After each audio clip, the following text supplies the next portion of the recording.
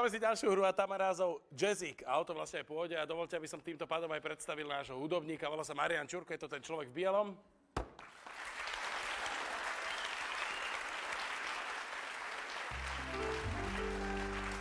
On nám bude hrať príjemnú, jemnú jazzovú melódiu a naši herci musia vymysleť text na pesničku, ktorá nesie názov a aj téma by mala byť okolo toho. Holuby, tie mám rád.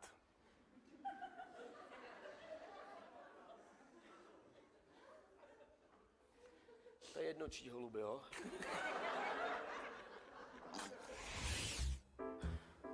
Fr, fr, fr.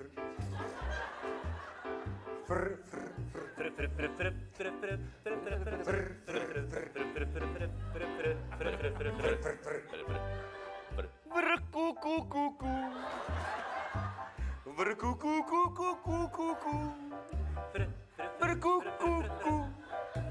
Kuku, ty kloku holubí, ty si to zase udělal.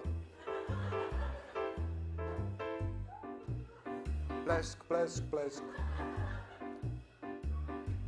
Rovnou na mou pleš, pleš, pleš. Dám si rád sedloubu v nose, hrozně rád sedloubu v nose.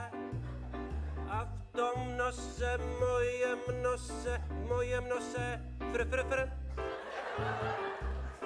Je to, co mám tak strašně rád. Je to, co mám tak strašně rád. Co má tak rád? Mám strašně rád holuby, vařený nebo grilovaný. Dám si holuba na prst, snad přijde nějaký host. Všichni k zemi, mám holuba a nebojím se ho použít.